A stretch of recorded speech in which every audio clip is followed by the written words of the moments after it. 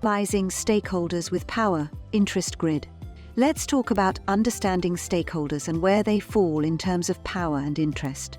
Imagine a grid with two axes: power, influence, measures how much control a stakeholder has; interest measures how engaged or invested they are. Based on these factors, stakeholders fall into four categories: high power, high interest, constant active management.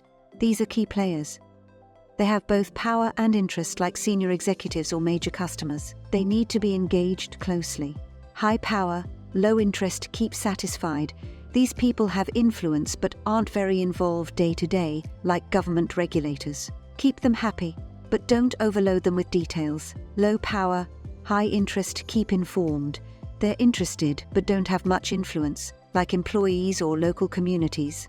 Keeping them updated helps them feel involved. Low power, low interest, ignore or monitor. These stakeholders have limited interest and power. Like certain suppliers, minimal engagement is enough unless their needs change.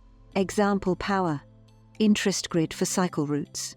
Imagine the project is about adding more cycle routes in a town. High power, high interest, the spending committee, who must approve the budget. High power, low interest, the planning authority, which has the power to approve or reject, but doesn't need day-to-day updates. Low power, high interest, local cyclists and cycling organizations. They care a lot, but don't have decision-making power. Low power, low interest, local motorists, who aren't affected much by the new cycle routes. This grid helps a business analyst know how to approach each stakeholder based on their level of involvement and influence. Describing stakeholder responsibilities with a RACI chart. Lastly, let's break down the RACI chart, a tool for mapping stakeholder responsibilities. R, responsible, the person doing the work. A, accountable, the one answerable for the task's completion. C, consulted, those who give input before the task is completed. I, informed, people who need to know the outcomes. Imagine a project with tasks like business case or requirements catalog. Each task would have people assigned R, A, C, or I, so everyone knows who's doing what. The RACI chart is essential for clarifying roles and making sure everyone is aligned.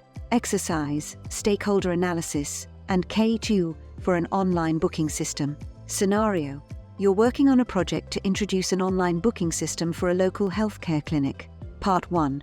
Stakeholder identification. List 5 stakeholders, e.g., clinic staff, patients, IT support, management, regulatory bodies. Map each onto a power interest grid. High-low power against high-low interest. Describe briefly how you would manage each one, e.g., keep informed or engage closely. Part 2. CATWO analysis. Customer, who benefits from the system. Actors, who implements and uses the system. Transformation, what process does the system improve? Worldview, why is this system valuable? Owner, who has the authority over the project? Environment, what external factors affect this project?